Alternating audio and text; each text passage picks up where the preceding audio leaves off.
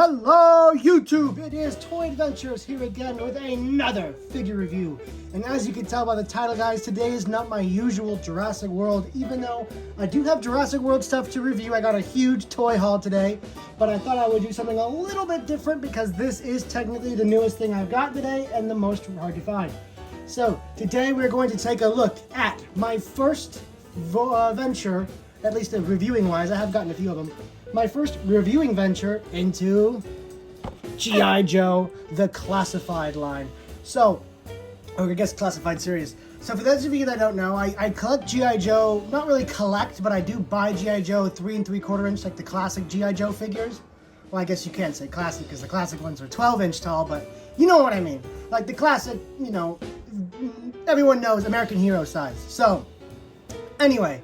I get those because I use them in movies and pictures and whatnot. You guys have seen plenty of G.I. Joes in my movies. Well, I do like the G.I. Joe property itself, and I do have a few favorite characters.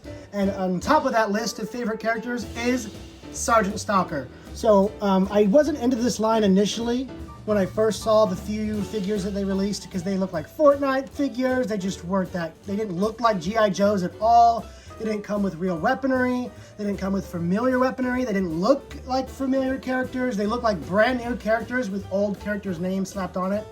That's a whole rabbit hole I won't get into about, you know, criticizing right now.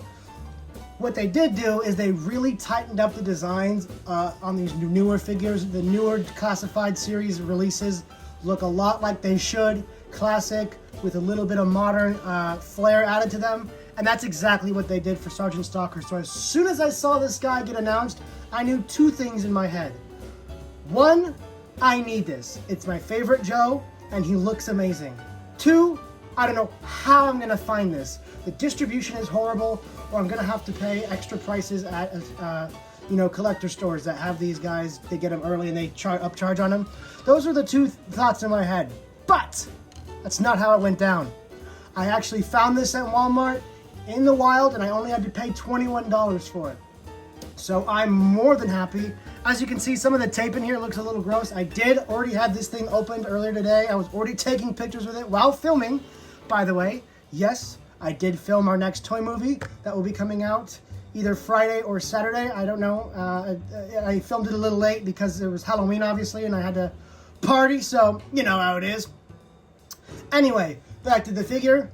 Yeah, so while I wasn't into G.I. Joe for the longest time, now I am. So if you guys want to see me do more reviews on more G.I. Joe figures, just let me know in the comments below.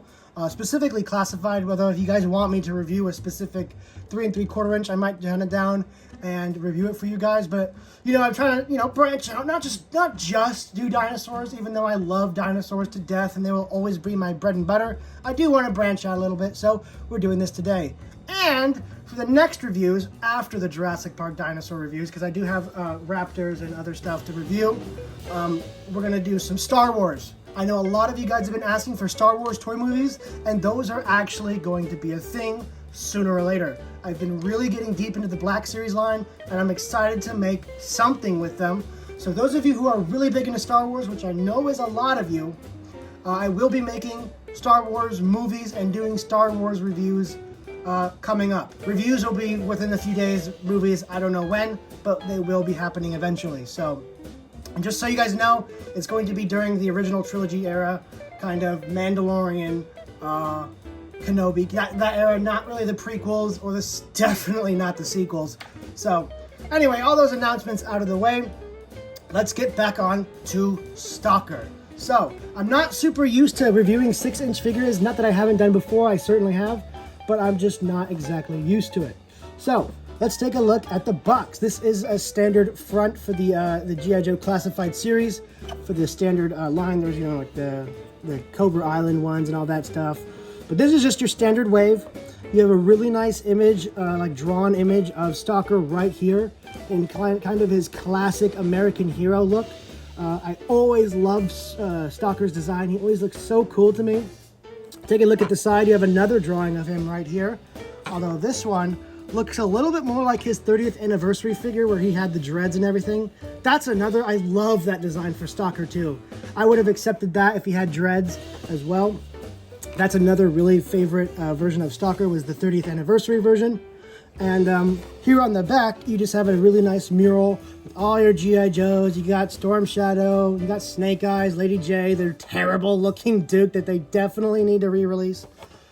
Spirit, who is my second favorite Joe, and I do actually have him. I just didn't think to review him, but I do have him, and I'll compare him to Stalker later on in the review. And, you know, I really want that Beachhead. He's not really in retail anymore, and you can never find him. And I don't want to have to pay 40 bucks for an after price, but I might just have to. I really don't want to, but I could never find Beachhead at release. Big tough, big tough. So, anyway, that is it for the packaging. I don't know what these symbols mean. I don't know if they mean anything at all. He's number 46. And just a bunch of legal jargon.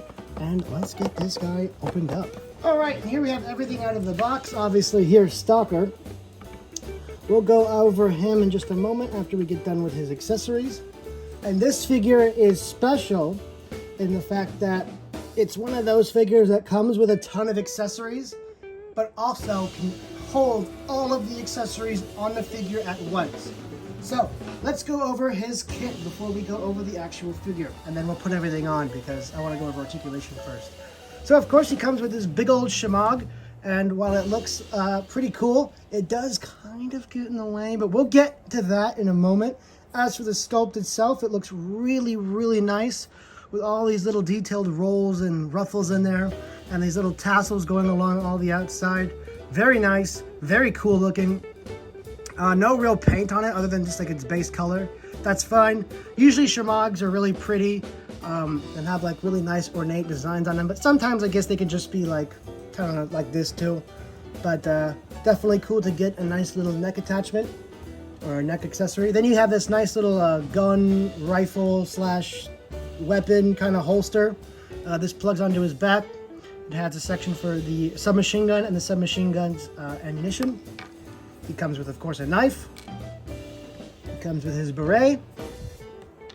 His submachine gun, do not ask me the exact model, I do not know. It's kind of an obscure gun, so please forgive me, I do not know the name of his actual submachine gun. It is a real gun, it has a real name, but I don't know. This is a fake gun, as far as I know. This does not look like a real weapon. You have the box ammo and belt-fed ammunition for it. This looks like a little bit of a small little ammo canister. It doesn't look like I can hold too much in there, but you know, fair enough. And then I believe this is a modern rendition of the 1911. So very cool, and you get the silencer that plugs onto it. So everything does fit onto him, and we'll do that in just a moment. But first, I want to go over Stalker. But for this time, I would just kind of want to go over the articulation first, just because the accessories do kind of get in the way. And articulation on this guy is crazy. So let's go ahead and get started to make sure we're in focus. So you have a ball joint here at the base of the neck and inside the actual body itself, offering a ton of super organic movement. You can look full 360 degrees. You can look up about that far, so a very nice upward movement. Down, not too crazy, but certainly serviceable. Moving down here to the body, there is an ab crunch, a very nice one too. Crunch back about that far, very, very expressive. And then he can crunch forward just about there. He has a butterfly joint here in the arm and a swivel here at the top of the bicep. So you do get a nice rocking in and out. Not too much forward, which would be really useful for holding pistols with two hands, but you can't really hit that pose, especially not with the shemagh on. Double jointed elbows, always nice. Super sad they got rid of these in the Black Series collection. I don't know why. Everyone loves double jointed elbows and knees, but apparently not Hasbro. Well, obviously they do, because this is a brand new figure and it has it, so I guess they just figured Star Wars doesn't deserve it. The wrist, I don't think the wrist has any hinge in it. I could be wrong. Oh yeah, I think there is. There is a slight hinge right there. I don't see the actual articulation joint, so I'm not going to try it too much. That's how much it moves comfortably. So there might be something there at the hinge. I just don't think there is. But I could absolutely be wrong. Actually, no, there is. There definitely is. I just saw it. Okay, so there's a hinge here in the wrist. It offers just a subtle amount of movement, but that's really all you need to get a gun holded nice and convincingly. Here at the leg, the thigh is on a ball joint with a nice thigh swivel as well. It offers 360-degree movement, and you can kick out about that far, so you can get Stalker to do the splits. Very cool, very nice. You can kick up about that far, very impressive, and he can kick back just about there. Double jointed knees, so you get a ton of movement, kicking his own butt. Very nice looking. And then quite uniquely, the boot is also on a rotation hinge, so you get 360-degree movement. It's not unique for a classified series, but it is unique for 6-inch figures. Like usually only like Valaverse and stuff have those, so very nice. And then of course you have a hinge and swivel on the ankle, so he can kick up about that far, move down about that far. Very nice range of movement. It rocks back and forth. Very nice. The articulation on this guy is extremely serviceable, so pretty much any real pose you really need to get done will be relatively easy with Stalker. And before we load him up with, accessories, let's take a look at him compared to his 3 3/4 inch counterpart. Now, obviously, I don't have the vintage. Even my 30th anniversary is kind of in pieces because I use them for toy movies. But I do have the 3 3/4 inch from the new modern releases. So we'll kind of compare and see how they look. This is, I believe, based off the 20th anniversary. Yes, I know the hand is missing. Anyway, so pretty much the same outfit between the two, just different colors. So this one's obviously a lot brighter and more saturated, while this one is a much more realistic looking camo color. So very nice there. Obviously this one also just has more detail because it is a larger figure, so they can cram more in there. He's basically just wearing kind of a strap, suspenders. I can't remember what they call these. There's a specific word for military straps like this, and I just cannot remember what it's called. It is gnawing at the back of my head, and so please do comment down below what these straps are actually called. These suspender things. God, they're not called suspenders. I cannot think of the word. It's killing me.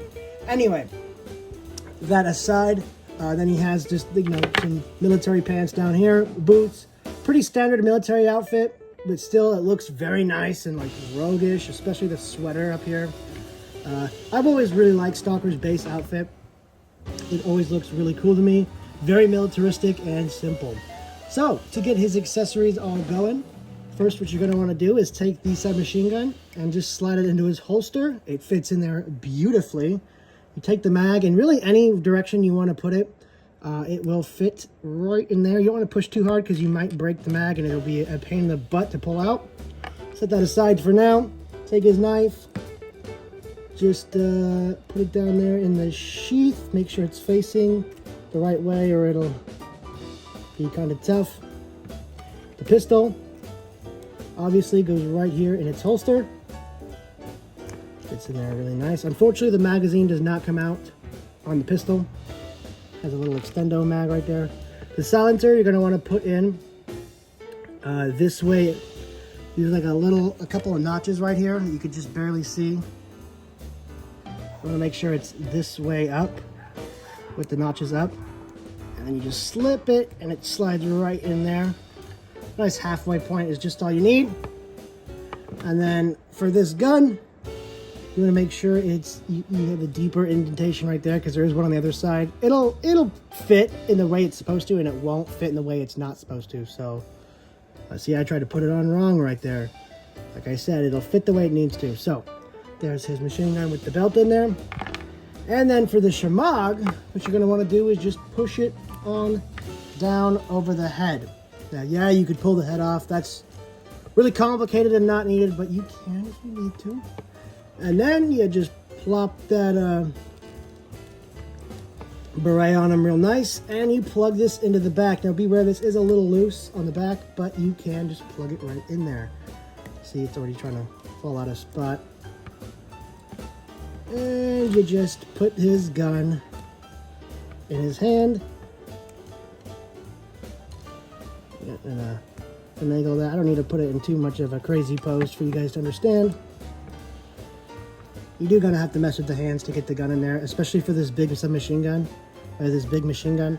His submachine gun on his back fits in there perfectly, and you can hold it perfectly in any way. It's really this big machine gun that's a bit of a, you know, hassle, but that's fine because it's not really Stalker's iconic weapon. Most people, I imagine, who manage to get lucky and find this are going to put him with his standard submachine gun. If not, just keep him in the box. So here is Stalker, all armored up. Unfortunately, it is a double-edged sword, at least on this guy. Oh, let's consider Stalker over here. Just because now that his shamag is on, it creates a lot of butting in when you're trying to get that nice shouldered rifle pose. It doesn't make it impossible for like a standard pose, but if you really want that like convincing pointing out from the body look, it's going to be a little bit more tough to accomplish that. Now I'm being really rough with him right now. Now the mag fell out. So this is about as good as you're going to get. Yeah, this thing's going to fall off. This thing falls off a lot because the suspenders are always protruding out and they're pushing it out of the hole in the back. So that is kind of tough. You really want to pose the figure and then put it on and not try and pose it with it on because it'll just keep flopping all over the place. And yeah, that's about as good of a pose you're going to get with him with the shamag on. This is about as close as you can get. With it off, your options are much, much more liberated. So I would suggest actually keeping the shamag off for like most of the time, and then for certain pictures, you know, put it on. It looks cool. It looks cool, and that's what's nice. It just doesn't help the figure out and anything but looks. Articulation, it really hinders the articulation of this guy. So I would actually suggest not having the shamag on. It's a neat addition, and it makes this specific Stalker look a little bit more unique, but I'm just happy with this, because as you can see, once you take that off and you put the gun in his hand, it's always a pain for this gun. I do not like this machine gun. I much prefer his submachine gun, but I already have it packed away, so yeah. And as you can see now, you have a much easier time getting those very nice shooting poses down. The problem is these shooting poses take a little bit more work, and I don't want to sit here forever. So much, much better without the shamag on. Is it shamag or shama? I don't know. You guys can go ahead and light me up and roast me in the comments. I don't mind, as long as I know how to say it right. I just, it's been a while since I've actually seen the word. But that is really all I had to say about this guy. Let's go ahead and start comparing him to other 6-inch figures and see how he scales up. I don't have too many 6-inch figures for comparisons, but we're gonna do some just to wrap this review up. Behold my 6-inch figure lines. Now obviously I have a ton more Star Wars. This is just kind of the lines I collect. You have Spartan Collection, another Gijoe, which is the spear I mentioned earlier. This 100 toys or 1000 toys Chief. Really want them to make other Halo characters. This figure is so cool.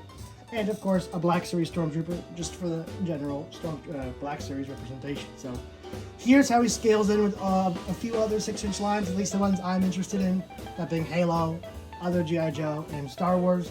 So he fits in perfectly. If I ever find more of these guys, I'm going to get him and try and turn them into like Endor Commandos for Star Wars, because there's just not an Endor Trooper yet, and it's so annoying. But yeah, that's it for this guy's review. Again, this has been the G.I. Joe Classified Series Sergeant Stalker. The next review that will be up will be the Jurassic World Extreme Damage Velociraptor for the new Dominion line.